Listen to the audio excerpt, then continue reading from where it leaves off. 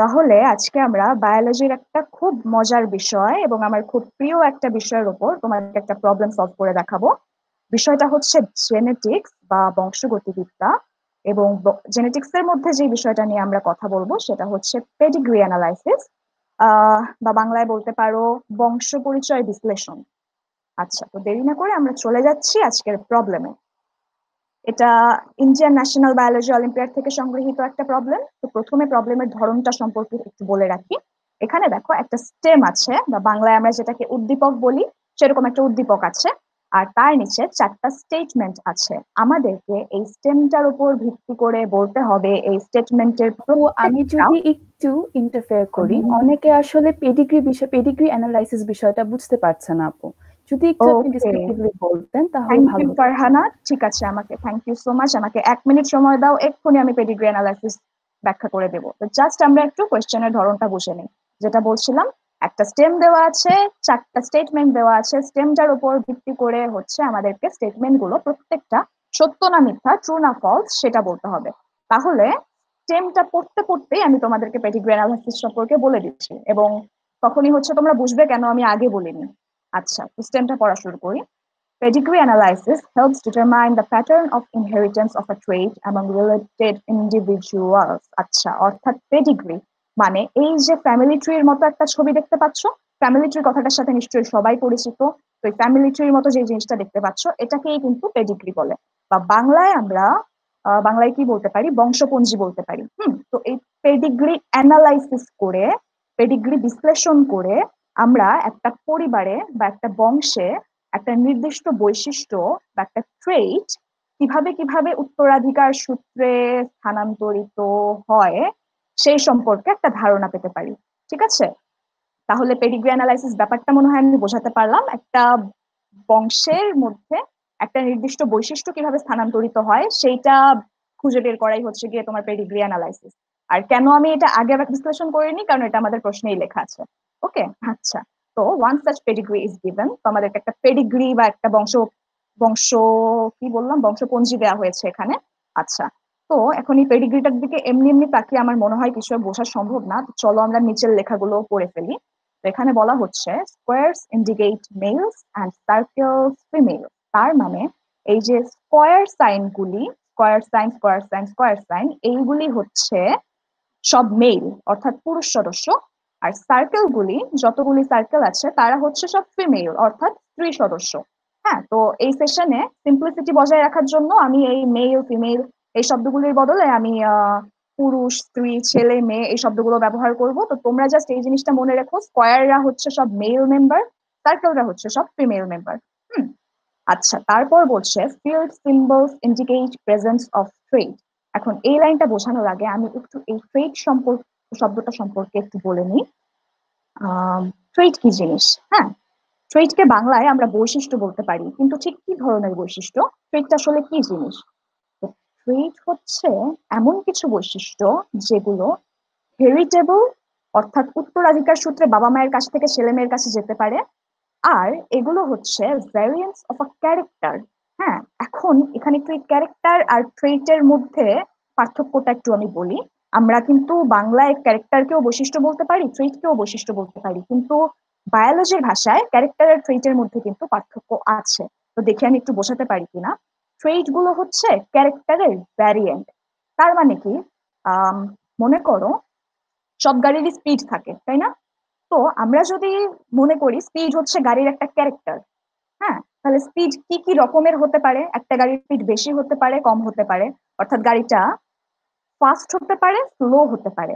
এখন এই যে স্পিডের এক একটা ধরন, এগুলোকে আমরা বলছি ট্রেট। হ্যাঁ, তার মানে স্পিড যদি ক্যারেক্টার হয়, তাহলে স্পিড কি কি ধরনের হতে পারে, কি কি ভ্যারিয়েন্টের হতে পারে, সেগুলোকে আমরা বলছি ট্রেট।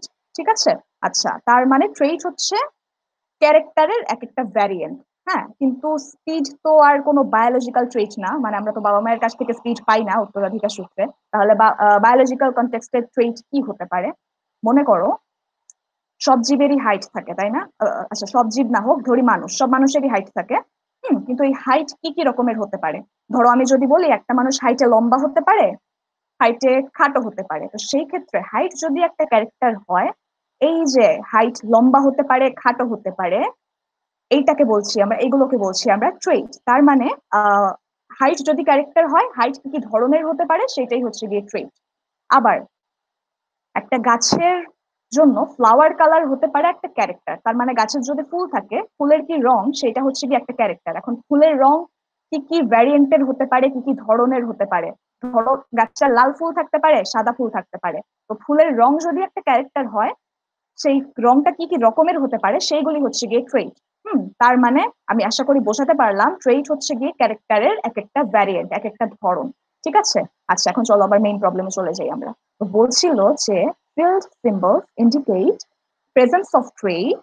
আচ্ছা, field symbol তার মানে এখানে দেখো কিছু কিছু সার্কেল, কিছু কিছু স্কয়ার কালো রং দিয়ে ভরাট করা আছে। হ্যাঁ, এদেরকে আমরা বলছি field symbol। তো বলা হচ্ছে যে ফিল্ড সিম্বল গুলো দিয়ে বোঝানো হচ্ছে এদের মধ্যে কোনো একটা ট্রেট উপস্থিত আছে। হ্যাঁ, কিন্তু এখানে আমার একটা কথা, এখানে না কোনো নির্দিষ্ট ট্রেটের নাম বলেনি, শুধু বলছে যে একটা ট্রেট এই ফিল্ড সিম্বল গুলোর মধ্যে ঠিক আছে, প্রেজেন্ট আছে।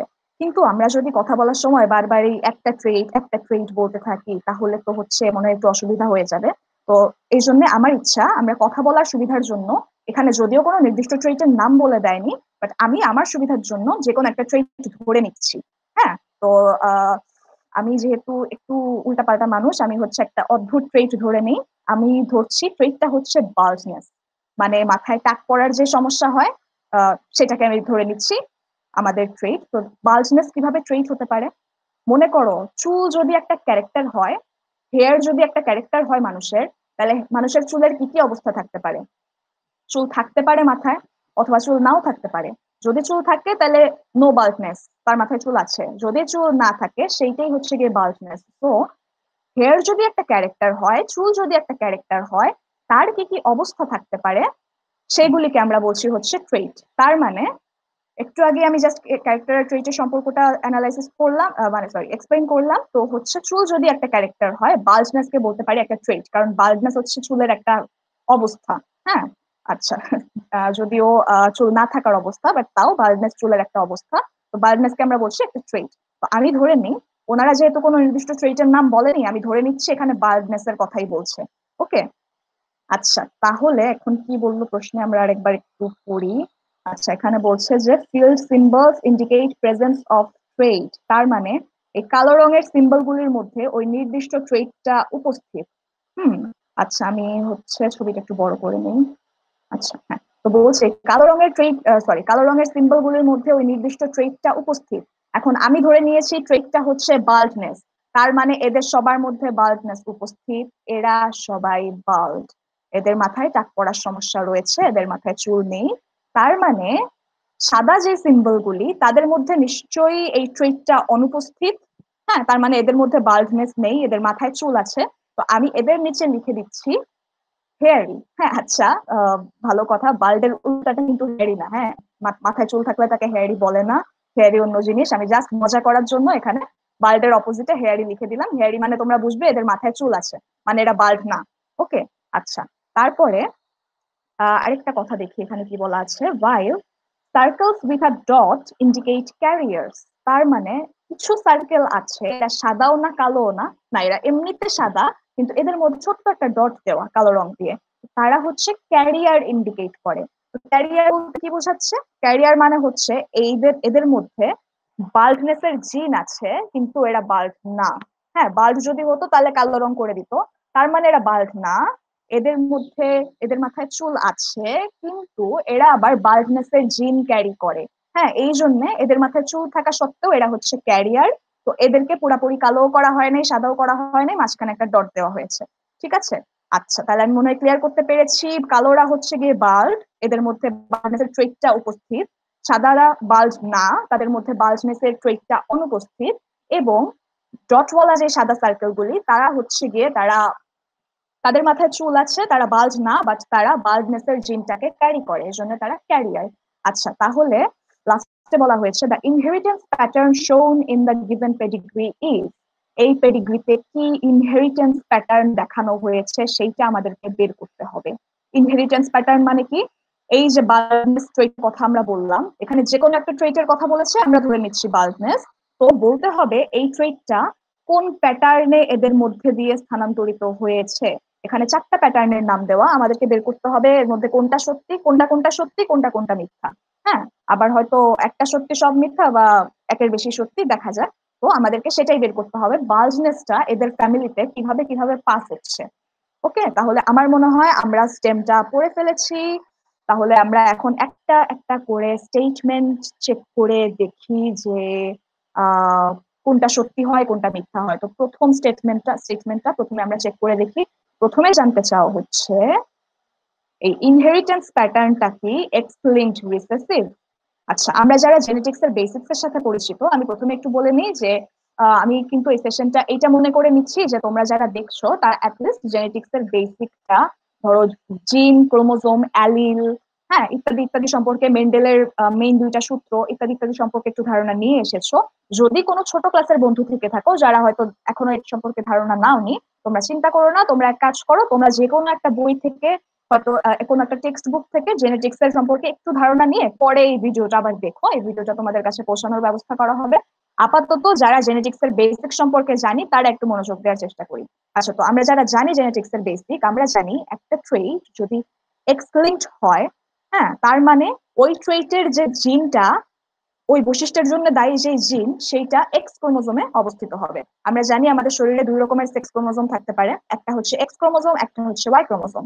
তো এক্স লিঙ্কড যেসব ট্রেট হয় তাদের জিন এক্স ক্রোমোজোমে অবস্থিত থাকে, এবং বলা হচ্ছে যে এই ট্রেটটা সম্ভবত রিসেসিভ, তার মানে প্রচ্ছন্ন।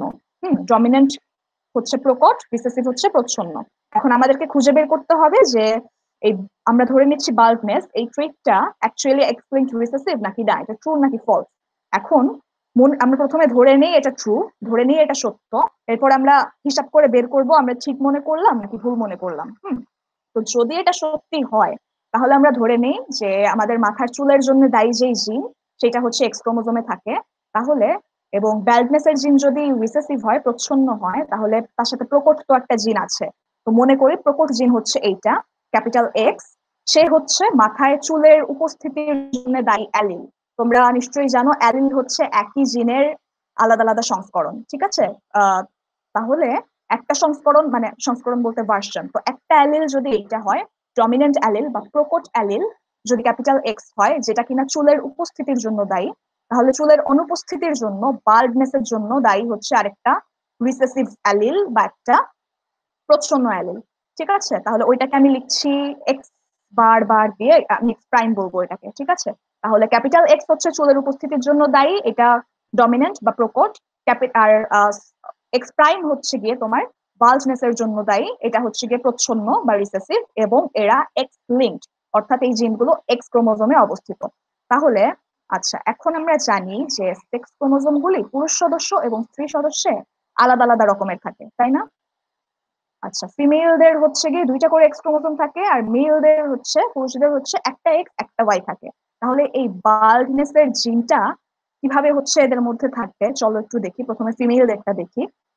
ফিমেলদের ক্ষেত্রে যদি 2টা ক্যাপিটাল এক্স থাকে, যদি 2টা নর্মাল এক্স থাকে, তাহলে অবশ্যই তার মাথায় চুল থাকবে। আচ্ছা, তার বাল্ডনেস এর সমস্যা থাকবে না। আবার যদি একটা নর্মাল এক্স একটা হচ্ছে এক্স প্রাইম থাকে, তাহলেও কিন্তু তার মাথায় চুল থাকবে, কারণ আমরা বললাম এইটা হচ্ছে গিয়ে তোমার প্রচ্ছন্ন, রিসেসিভ। এই ডমিনেন্ট অ্যালিলটা, এই প্রকট অ্যালিলটা যতক্ষণ থাকছে সে কিন্তু ওকে বাল্জনেস প্রকাশ করতে দিবে না। তার মানে একটা এক্সও যদি নর্মাল হয় ফিমেলদের মধ্যে, তার মাথায় কিন্তু চুল থাকবে, বাট সে বাল্জনেস এর ক্যারিয়ার হবে। ঠিক আছে, তার মানে তার মধ্যে বাল্ডনেস এর জিন আছে কিন্তু সে বাল্জ না, তার মাথায় চুল আছে। আচ্ছা, একমাত্র যদি মেয়েদের মধ্যে 2টা এক্স ক্রোমোজোমেই হচ্ছে এক্স প্রাইম থাকে, তাইলেই গিয়ে সে হচ্ছে বাল্জনেস প্রকাশ করবে। আচ্ছা, তাহলে ছেলেদের ক্ষেত্রে কি হবে?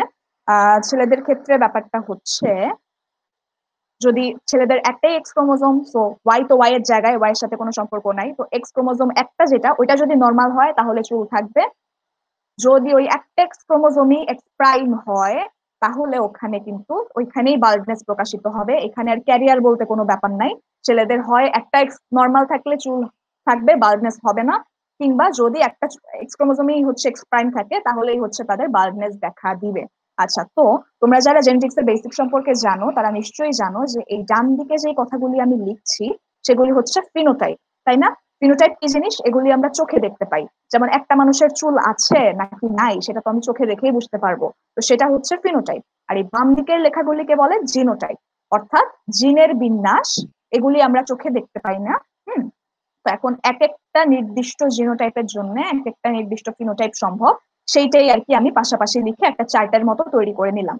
এখন আমাদেরকে এই যে ফ্যামিলিটার পেডিগ্রি দেওয়া হয়েছে, সেই ফ্যামিলিটার কার মাথায় চুল আছে কার মাথায় চুল নেই, কার কে বাল্ডনেস এর সমস্যায় ভুগছে, এটা কিন্তু অলরেডি আমরা জানি। অর্থাৎ এই ফ্যামিলির ফিনোটাইপ গুলি অলরেডি আমরা জানি। হুম।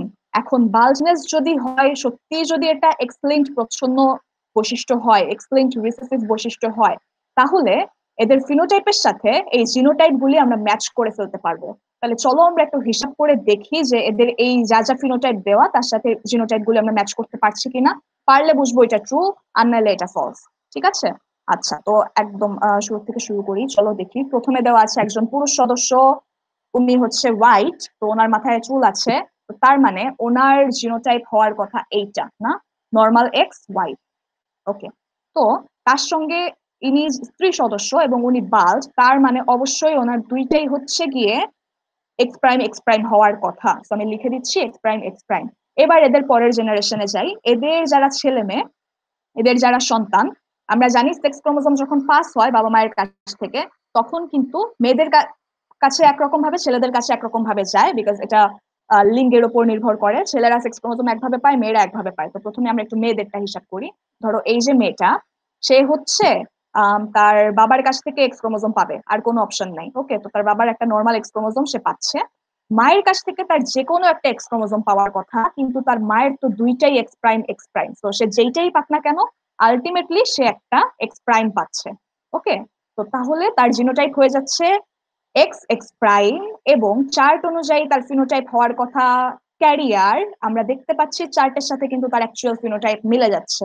ইয়েস, তো একটা মিললো। তাহলে ওর যদি এক্স এক্স প্রাইম হয়, আরেকটা মেয়েরও কিন্তু এক্স এক্স প্রাইমই হবে। তো সেই ক্ষেত্রে ওরও হচ্ছে গিয়ে ক্যারিয়ার হওয়ার কথা চার্ট অনুযায়ী, তো ও বাস্তবেও ক্যারিয়ার। অতএব এদের দুজনের সাথে চার্ট মিলে গেল। আচ্ছা, ছেলেদেরটা দেখি।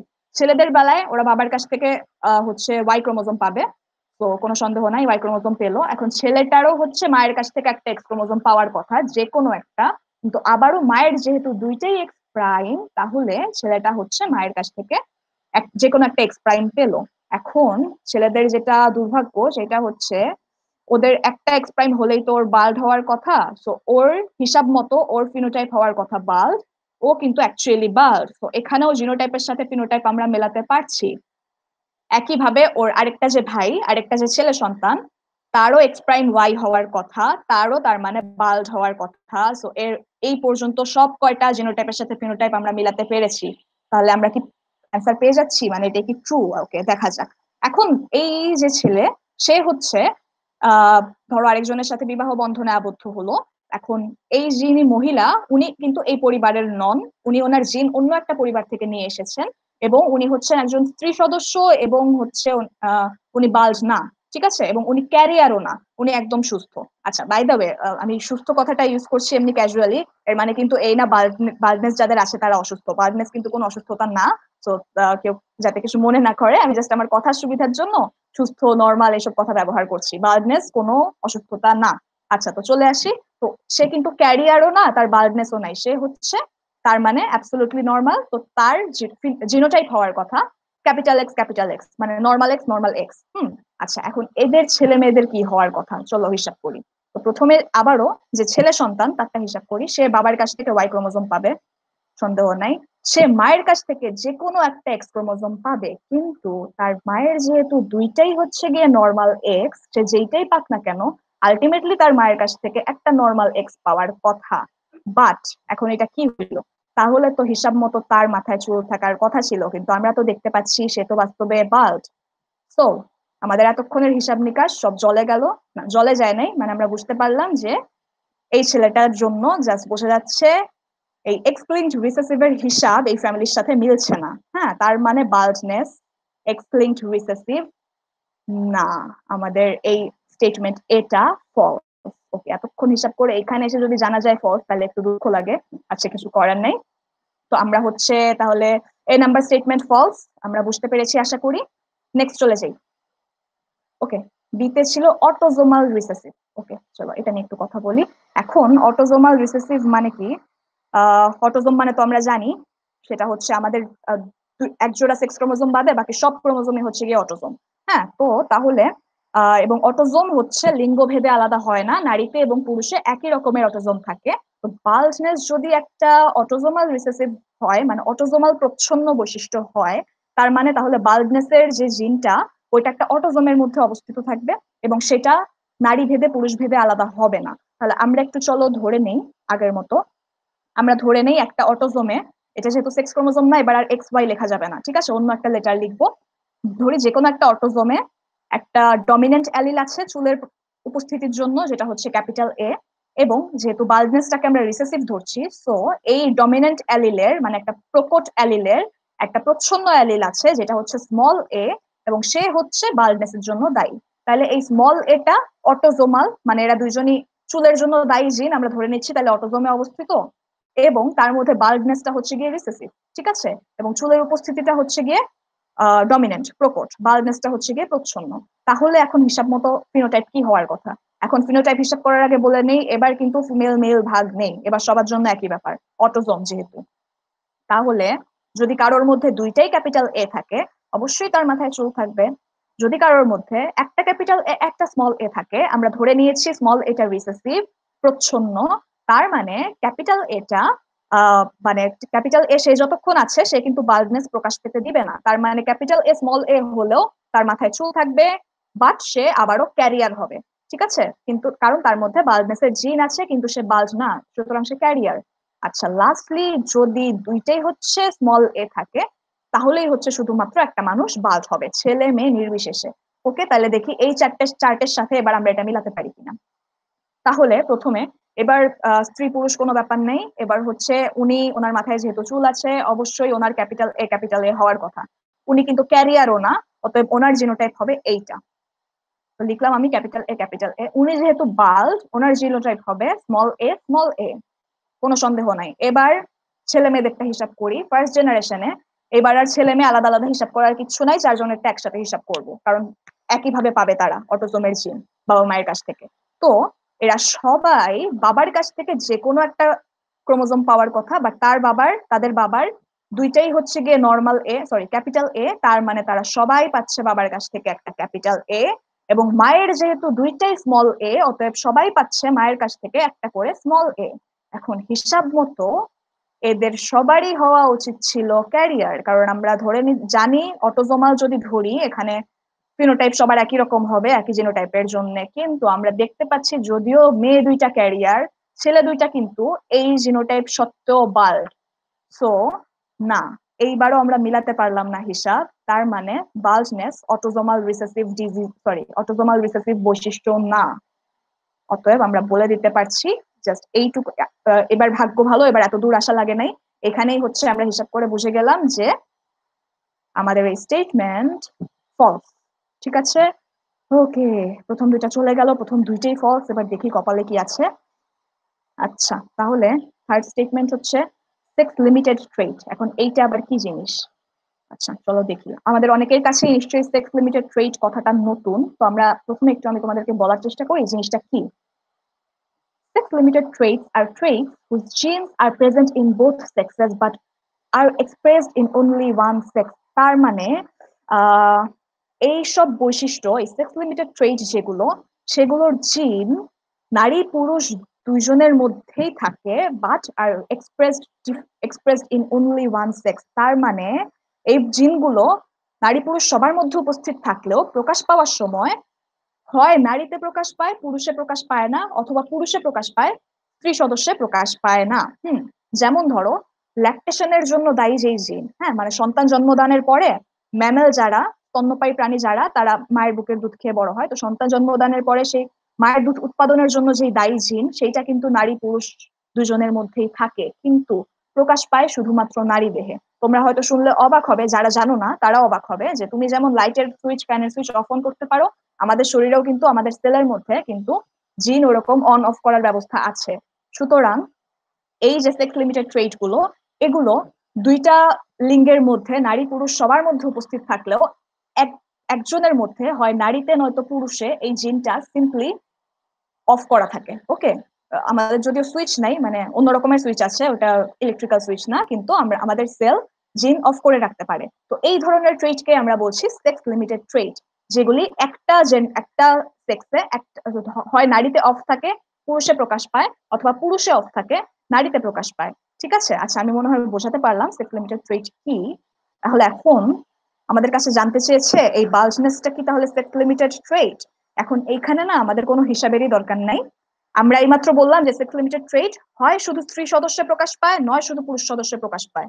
হ্যাঁ, একজনের মধ্যে অফ করা থাকে, বাট আমরা অলরেডি দেখতে পাচ্ছি এই ফ্যামিলিতে কিন্তু একজন স্ত্রী সদস্য বাল্ড এবং কিছু পুরুষ সদস্য বাল্ড। তার মানে বাল্ডনেস স্ত্রী সদস্য পুরুষ সদস্য উভয়ের মধ্যেই প্রকাশ পেতে পারছে, কারোর মধ্যেই অফ করা নাই। হ্যাঁ, তার মানে অলরেডি থ্যাংক গড আমরা 1 মিনিটের মধ্যে বুঝে গেলাম যে এই স্টেটমেন্টটা ফলস। ঠিক আছে, কোনো হিসাব লাগে নাই। এটা তাড়াতাড়ি হয়ে গেল। এবার আমরা চলে যাচ্ছি লাস্ট স্টেটমেন্টে। এখন পর্যন্ত সব ফলস, দেখি এইটা কি দাঁড়ায়। তো এখানে বলা হচ্ছে এটা একটা সেক্স ইনফ্লুয়েন্সড ট্রেট। আচ্ছা, সে আবার কি জিনিস? সেক্স লিমিটেড তো বুঝলাম, সেক্স ইনফ্লুয়েন্সড কি জিনিস? আচ্ছা চলো দেখে আসি।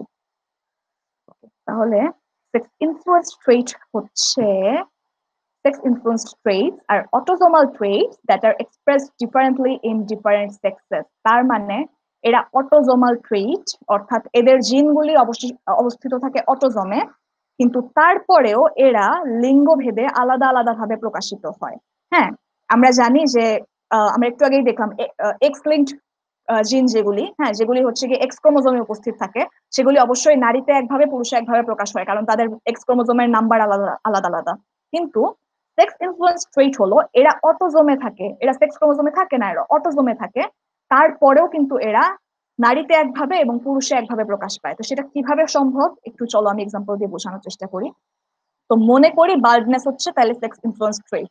আমরা এখনো জানি না, আমরা মনে করি। হ্যাঁ, অলরেডি অনেক কিছু মনে করে আমরা ঠকেছি, এখনো পর্যন্ত কিছু ট্রু না, বাট স্টিল আমরা মনে করি, শেষবারের মতো বিশ্বাস করি যে বাল্ডনেস হচ্ছে সেক্স ইনফ্লুয়েন্স ট্রেট। তাহলে কি হবে ব্যাপারটা? আমরা কিন্তু শুনেছি যে বাল্ডনেস সেক্স ইনফ্লুয়েন্স ট্রেট এরা কিন্তু অটোজমে থাকে, অতএব এবারও আমি অটোজম ধরে নিচ্ছি, এক্স ওয়াই ধরতে পারবো না। তো তার মানে ধরি অটোজমে চুলের জন্য যে জিনটা আছে তার মধ্যে ক্যাপিটাল এ দিয়ে হচ্ছে চুলের উপস্থিতি নিয়ন্ত্রণ হয়। ক্যাপিটাল এ যেই অ্যালিলটা সেটা হচ্ছে চুলের উপস্থিতির জন্য দায়ী, স্মল এ যেই অ্যালিলটা সেটা হচ্ছে বাল্ডনেসের জন্য দায়ী, মানে চুলের অনুপস্থিতির জন্য দায়ী। একটু খেয়াল করো, আমি কিন্তু এখনো ডমিনেন্ট রিসেসিভ কথাটা বলিনি, ঠিক আছে? তুমি জাস্ট ধরে রাখো ক্যাপিটাল এ হচ্ছে চুলের উপস্থিতির জন্য, স্মল এ হচ্ছে চুলের অনুপস্থিতির জন্য, বাল্জনেসের জন্য, এবং এরা অবশ্যই অটোজোমে অবস্থিত। ঠিক আছে, সবার মধ্যেই আছে, নারীতেও আছে পুরুষেও আছে। তাহলে কিন্তু আমাদের সেক্স ইনফ্লুয়েন্স ট্রেট বলছে যে সে যদিও অটোজোমে থাকে কিন্তু সে নারীতে একভাবে পুরুষে একভাবে প্রকাশ পাবে। সেইটা কিভাবে সম্ভব? তাহলে আবার আমরা মেল ফিমেলের জন্য আলাদা একটা চার্ট বানাই। হ্যাঁ, এখন ফিমেলদের জন্য কি হবে? যদি দুইটাই ক্যাপিটাল এ হয় তাহলে হেয়ারি, ফাইন, কোনো সমস্যা নাই। যদি একটা ক্যাপিটাল এ একটা স্মল এ হয় তাহলে এই ক্যাপিটাল এটা হচ্ছে ডমিনেন্ট হিসেবে কাজ করবে, সে স্মল এ কে দাবায় রাখবে, প্রকাশিত হতে দিবে না, তো সেও হচ্ছে হেয়ারি, তারও চুল আছে কিন্তু সে ক্যারিয়ার। ওকে, আগের মতোই তারও চুল আছে। একমাত্র যদি দুইটা স্মল এ একসাথে থাকে তাইলে শুধুমাত্র একজন মহিলা বাল্ড হতে পারে। ওকে, সোজা হিসাব। এইবার আসি আচ্ছা আপু, আমি যদি একটু ইন্টারেক্ট করি, অনেকে আসলে জানতে চাচ্ছে যে এই ইনফ্লুয়েন্সটা, ট্রেটের ইনফ্লুয়েন্স অথবা ট্রেটের যে বায়াসটা, এটা সেল কিভাবে ডিটারমাইন করে? এটা কি কোনো স্পেশাল টেকনিক আছে? ওকে, থ্যাংক ইউ। যে এই প্রশ্নটা করেছো খুবই সুন্দর প্রশ্ন করেছো, কিন্তু একটু সমস্যা হচ্ছে প্রশ্নটা অনেক ডিটেইলড। এইটা যদি তোমাকে জানতে হয় তোমাকে হচ্ছে আমাদের সেক্স ডিটারমিনেশনের পুরো মেকানিজম সম্পর্কে জানতে হবে। হ্যাঁ, অবশ্যই আমাদের শরীরের নির্দিষ্ট মেকানিজম আছে যেটা দিয়ে হচ্ছে আমাদের কার শরীরে কোন ট্রেটটা প্রকাশ পাবে, কোনটা অফ করে রাখা হবে সেইটা কিন্তু ঠিক করা হয়। এবং এর আরো অনেক এক্সাম্পল আছে, তোমার শুধু সেক্স ইনফ্লুয়েন্স ট্রেট না, তোমার শরীরে কিন্তু আরো অনেক রকমের জিনই অফ করে রাখা হয়। ঠিক আছে, মনে করো তোমার স্টমাক সেল যেই কাজগুলি করতে পারে, জাস্ট একটা এক্সাম্পল দেই। ধরো তোমার স্টমাক সেল হচ্ছে গিয়ে কি এক্সাম্পল দিব, আচ্ছা তোমার স্টমাক সেল ধরো এমন একটা এনজাইম তৈরি করে ওই এনজাইমটা বানানোর জিন কিন্তু তোমার শরীরের আরো অনেক সেলেই আছে। আমরা জানি আমাদের সব দেহ কোষের জিনোম কিন্তু সেম। তাইলে তোমার শুধু স্টমাক সেল কেন খাবার ডাইজেস্ট করার এনজাইম বানায়, তোমার ব্রেন সেলে কেন তাহলে খাবার ডাইজেস্টের এনজাইম তৈরি হয় না? কারণ তোমার ব্রেন সেলে ওই ট্রেটগুলি, ওই জিনগুলি অফ করা থাকে। ওকে, সো ইয়েস, এরকম প্রচুর প্রচুর ট্রেট আছে যেগুলি হচ্ছে আমাদের বিভিন্ন কোষে কিংবা আমাদের পুরো শরীরেই অফ করে রাখা হয়, দরকার মতো অন করা হয়, বা জীবনে কখনোই অন করা হয় না। সেইটা জানতে হলে, স্পেশালি এই ব্যাপারটা জানতে হলে তোমাকে এটা একটু আমি যদিও ডিটেইলে বলতে পারলাম না, তুমি যে জানতে চাও একটু নোট করে রাখো। সেক্স ডিটারমিনেশনের মেকানিজম সম্পর্কে তোমাকে জানতে হবে। তুমি চেষ্টা করো তাহলে এই ব্যাপারটা যেখান থেকে হোক, কোনো বই থেকে পারলে ভালো হয়, তুমি একটু ডিটেইলে জানতে। ঠিক আছে, আজকে সময় স্বল্পতার কারণে আমি ডিটেইলে এটা বলতে পারলাম না। আচ্ছা, তো যেটা বলছিলাম, তাহলে ফিমেলদের মধ্যে কোনো ঝামেলা নাই, এরকম হবে। মেলদের আসি। আচ্ছা, মেলদেরও যদি ক্যাপিটাল এ হয় তাহলে চুল থাকবে, নো ঝামেলা। বাট মেলদের যদি ক্যাপিটাল এ স্মল এ হয় তাহলেই কিন্তু মেলরা বাল্ড হয়ে যাচ্ছে। এইখানেই সেক্স ইনফ্লুয়েন্স ট্রেটের কারিশমা। সে যদিও দেখো সমান সংখ্যক আছে, আমরা এক্স ক্রোমোজোমের বেলায় মানে এক্স লিঙ্কড ট্রেটের বেলায় কি দেখেছিলাম, একজনের মধ্যে হচ্ছে তোমার একটা মানে এক্স এর এক্স একটা আছে না দুইটা আছে তার উপর ডিপেন্ড করতো। এখানে কিন্তু দুইজনেরই একটা ক্যাপিটাল এ একটা স্মল এ। তারপরেও ফিমেল হচ্ছে গিয়ে চুল আছে বাট ক্যারিয়ার, মেল হচ্ছে গিয়ে বাল্ড। এখানেই হচ্ছে সেক্স ইনফ্লুয়েন্স ট্রেটের ব্যাপার। ঠিক আছে, সে অটোজোমাল বাট সে দুইজনের মধ্যে দুই ভাবে প্রকাশ পাচ্ছে। একই জিনোটাইপ কিন্তু ফিনোটাইপ হচ্ছে ভিন্ন ভিন্ন, ফিমেলে একরকম মেইলে একরকম। আচ্ছা, লাস্টলি দুইটা যদি স্মল এ থাকে তাহলে তো আর কোনো প্রশ্নই নাই, মানে চুল থাকার কোনো প্রশ্নই নাই, সে তো বাল্ড হবেই। তো আশা করি আমি চারটা বোঝাতে পেরেছি কেন হচ্ছে একে সেক্স ইনফ্লুয়েন্স বলা হয়। সে থাকে অটোজোমে বাট স্টিল সে ইনফ্লুয়েন্স হয় সেক্স দ্বারা। ফিমেল না মেল তার সেটার উপর তার এক্সপ্রেশন নির্ভর করে। ওকে, তাইলে চটপট আমরা হিসাবে চলে যাই। এবার এখনো আমরা জানি না, এত কিছু যে বললাম এগুলা জাস্ট আমরা বললাম, আমরা জানি না কিন্তু শেষ পর্যন্ত এটা সত্যি আসবে কিনা।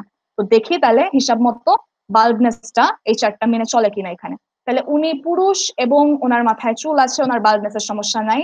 তো এবার একটু আস্তে আস্তে খেয়াল করতে হবে, তার মানে উনি কিন্তু অ্যাকচুয়ালি ক্যাপিটাল এ। ওকে, উনি হচ্ছেন মহিলা এবং ওনার বাল্ডনেসের সমস্যা আছে, অবভিয়াসলি উনি স্মল এ। অন্য কোনো কিছু হইলে ওনার মাথায় চুল থাকতো, বাট উনি স্মল এ। তো আমরা এটা লিখে দিচ্ছি। এইবার খেয়াল করো, এটা কিন্তু অটোজোমাল, তো ছেলে মেয়ে সবারটা আমরা একসাথে হিসাব করতে পারবো, আলাদা আলাদা না, একসাথে হিসাব করব।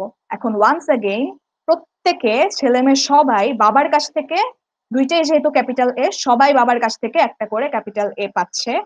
মায়ের যেহেতু দুইটাই স্মল এ, সবাই মায়ের কাছ থেকে একটা করে স্মল এ পাচ্ছে। এইবার মজা, এইবার মেয়ে দুইটার জিনোটাইপ ক্যাপিটাল এ স্মল এ, এবং ফিমেলদের চার্ট অনুযায়ী তাদের ক্যারিয়ার হওয়ার কথা, তারা কিন্তু ক্যারিয়ার। কিন্তু ছেলে দুইটার দুর্ভাগ্য, তাদের হচ্ছে স্মল এ ক্যাপিটাল এ হওয়া সত্ত্বেও ছেলেদের চার্ট অনুযায়ী তাদের বাল্ড হওয়ার কথা। আমরা দেখতে পাচ্ছি তারা বাল্ড হয়েছে, ইয়েস, এই পর্যন্ত হিসাব মিলে গেল। কিন্তু আমরা জানি আমাদের শেষ পর্যন্ত মিলাতে হবে। তাহলে খেয়াল করি, এই ছেলেটা যে বাল্ড, তার সঙ্গে তাহলে আরেকজন মহিলার বিয়ে হচ্ছে যিনি হচ্ছে মেয়েদের চার্ট অনুযায়ী সে ক্যাপিটাল এ। এবার আবার ছেলে মেয়ে সবারটা একসঙ্গে হিসাব করব, ঠিক আছে, অটোজোম যেহেতু। তাহলে সবাই হচ্ছে মায়েরটা আগে বলি, মায়ের যেহেতু দুইটাই ক্যাপিটাল এ, সবাই হচ্ছে মায়ের কাছ থেকে একটা করে ক্যাপিটাল এ পাচ্ছে।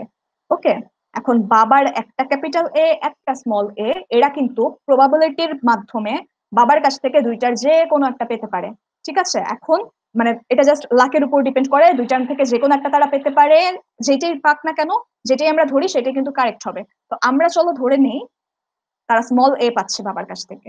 স্মল এ যদি পায় তাহলে ছেলেদের capital a small A chart অনুযায়ী তাদের হচ্ছে বাল্ড হওয়ার কথা, তারা বাল্ড। এবং মেয়েটার ক্যাপিটাল এ স্মল এ হওয়া সত্ত্বেও ক্যারিয়ার হওয়ার কথা, সে কিন্তু ক্যারিয়ার। তো ইয়েস, কনগ্রেচুলেশন, আমাদের অবশেষে একজন আমাদের বিশ্বাস ভঙ্গ করেনি, সবগুলি হিসাব আমাদের মিলে গিয়েছে। তার মানে বাল্ডনেস যদি সেক্স ইনফ্লুয়েন্স ট্রেট হয় তাহলেই একমাত্র সবার জিনোটাইপ ফিনোটাইপের হিসাব আমরা মিলাতে পারছি। সো এই স্টেটমেন্টটা ট্রু, ইয়েস। সো কনগ্রেচুলেশন আমাকে এবং তোমাদের সবাইকে, এতক্ষণ ধৈর্য ধরে আমরা একটা বিরাট বড় প্রবলেম সলভ করে ফেললাম।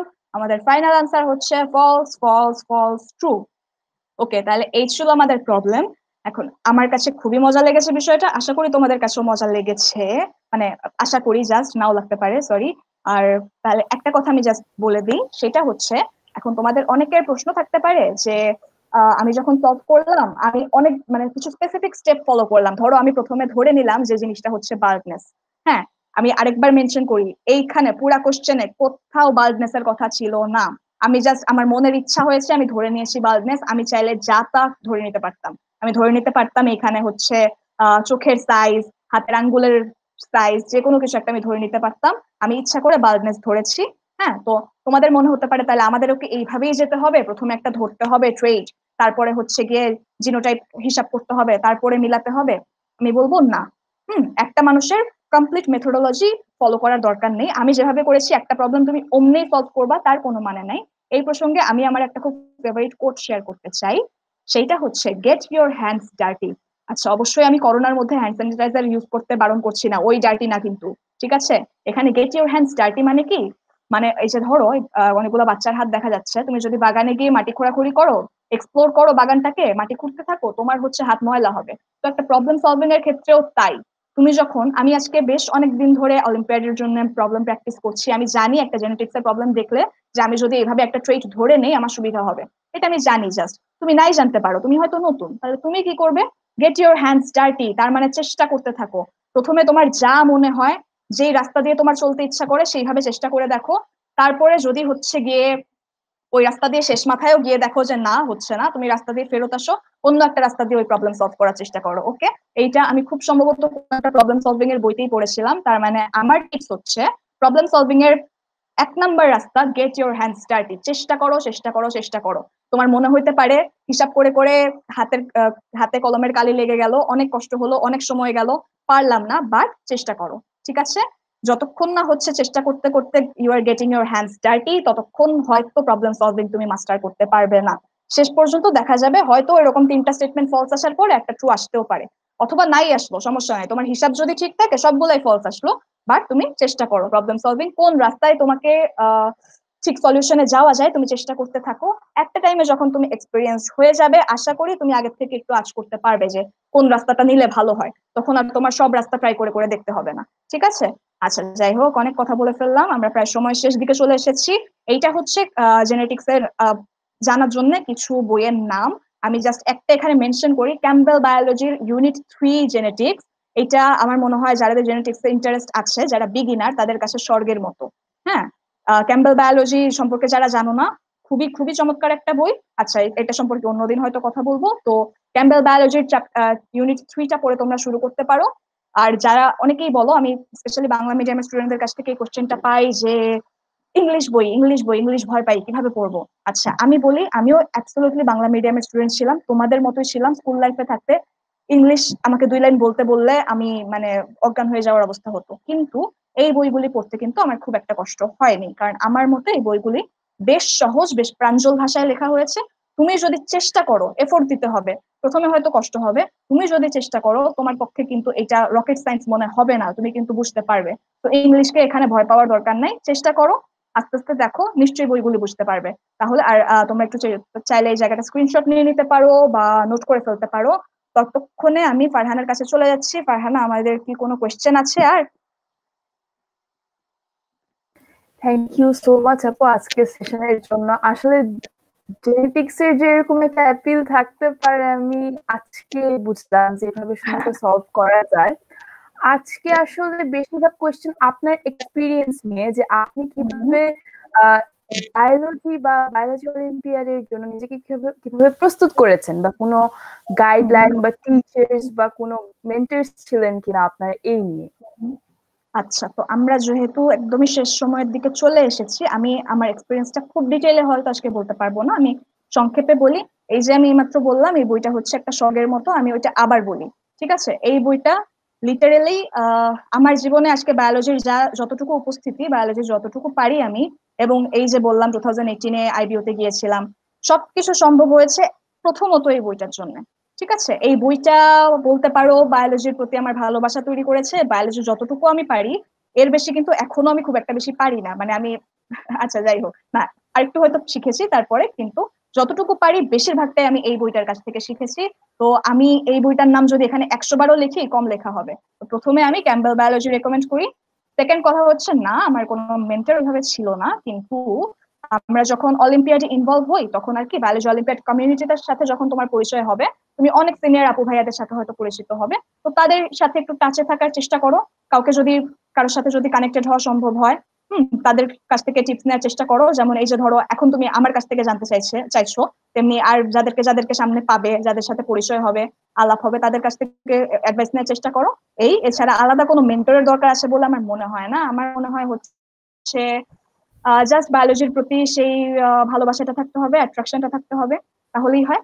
ঠিক আছে, আচ্ছা আর কিছু ফারহানা? আপু একটা খুব সুন্দর একটা কোয়েশ্চেন পেয়েছি আমরা এই মাত্র।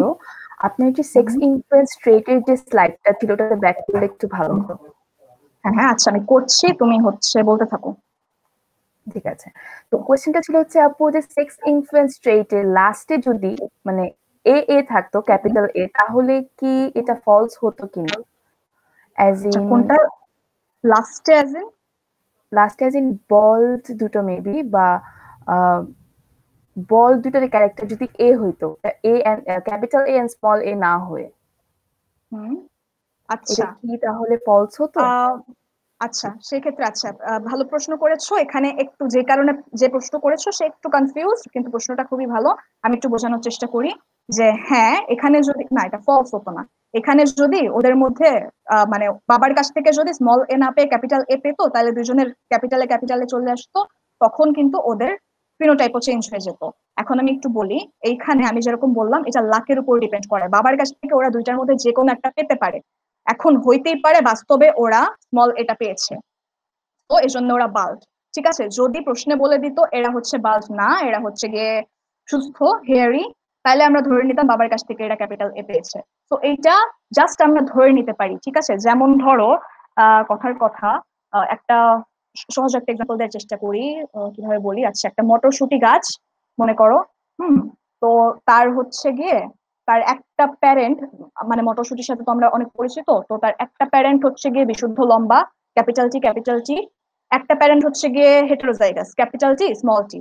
তাহলে একটা হচ্ছে গিয়ে, তাহলে তাদের একটা মানে নেক্সট জেনারেশনের একটা মটরশুটি গাছ, হইলো গিয়ে সে হচ্ছে তোমার আচ্ছা সে হচ্ছে ধরো বিশুদ্ধ লম্বা হলো। ঠিক আছে, আমরা কোনোভাবে জানতে পারলাম। আচ্ছা আমি আবার রিপিট করি, দুইটা মটরশুটি গাছ, একটা হচ্ছে বিশুদ্ধ লম্বা ক্যাপিটাল টি, একটা হচ্ছে heterozygous capital T small tea. তাদের তাদের একটা অফস্প্রিং, তাদের নেক্সট জেনারেশনের একটা গাছ, সে হচ্ছে আমরা জানতে পারলাম সে বিশুদ্ধ লম্বা, সেও ক্যাপিটাল টি। তার মানে তার যে বিশুদ্ধ প্যারেন্ট ছিল তার কাছ থেকে হচ্ছে এই নেক্সট জেনারেশনের গাছটা ক্যাপিটাল টি পেয়েছে।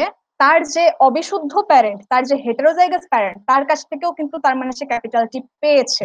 তো আমি কি তাকে বলতে যাব না তুমি ওই প্যারেন্টের কাছ থেকে যদি স্মল টি পেতে তাহলে তোমার অস্তিত্ব মিথ্যা? না, সে জাস্ট স্মল টি পায়নি, by lakh say small tea পায়নি, সে ক্যাপিটাল টি পেয়েছে, জন্য সে বিশুদ্ধ লম্বা। এখন তারা যেহেতু আমরা অলরেডি জানি তারা বাল্ড, তো তারা আমরা ধরে নেই তারা হচ্ছে স্মল এ পেয়েছে। যদি ক্যাপিটাল এ পেতো, ক্যাপিটাল এ পাওয়া সম্ভব ছিল, সেইটা আমরা ধরতাম যদি তারা হেয়ারি হতো। ঠিক আছে, সো এখানে এই ফ্রিডমটা আমাদের আছে। এখানে আমরা ফিনোটাইপের উপর ডিপেন্ড করে জিনোটাইপটা আমরা চুজ করে নিতে পারি, যেহেতু দুইটা অপশনই আছে। যদি দেখা যেত ওর মধ্যে স্মল এ নাই, ওদের স্মল এ পাওয়ার কোনো চান্সই নাই, তখন আমরা বুঝতাম না কাহিনী, তখন মিথ্যা হতো।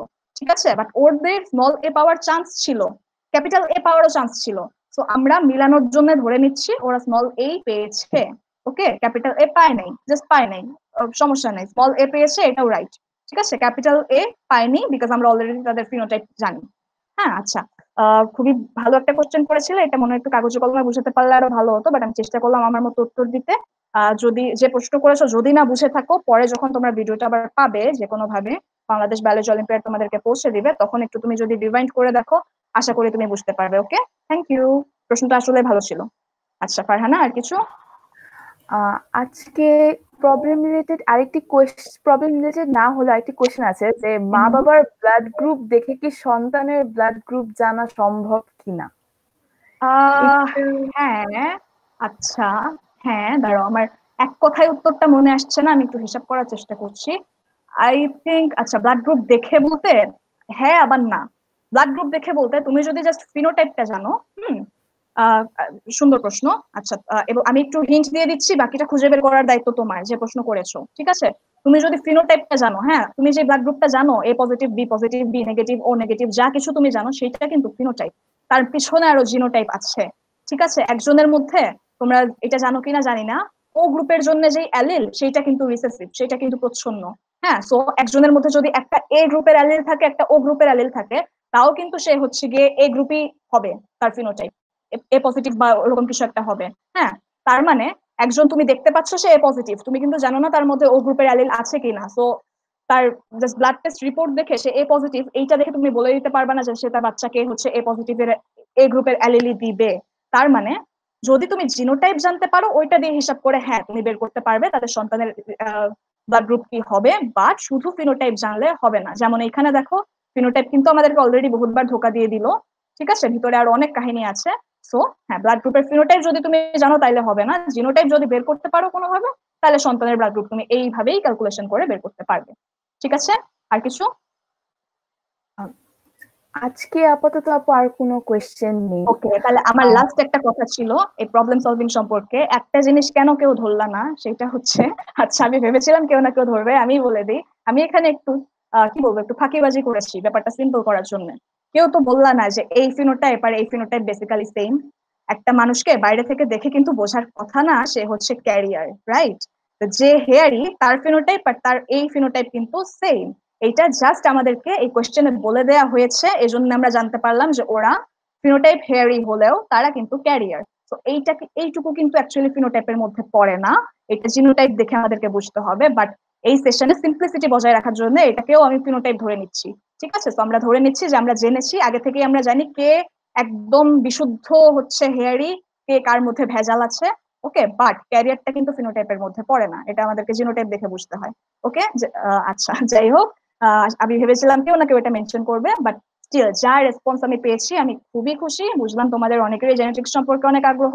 তাহলে আমি, আচ্ছা যাই হোক, আমি যে বইগুলোর নাম বলেছি আসলে আশা করি তোমরা হচ্ছে ইয়ে নিয়ে নিয়েছো, স্ক্রিনশট নিয়ে নিয়েছো। তাহলে মনে হয় ফারহানা, আমরা হচ্ছে আজকের মতো শেষ করতে পারি নাকি? থ্যাংক ইউ সো মাচ আপু আপনার আজকে মূল্যবান সময়ের জন্য। আর যদিও আমরা একদম শেষ, মানে সময় ওভার পার হয়ে গিয়েছে, তাও আপনি যদি শেষবারের মতো সবার জন্য কিছু বলতে চান তাহলে খুব ভালো হতো। আচ্ছা, আমার আসলে বলার অনেক কথাই আছে, তো বড় কথাগুলি আমি আজকে আর বলতে পারবো না, অন্য কোনো সময় তোমাদের সাথে ইন্টারাকশন হলে হয়তো বলবো।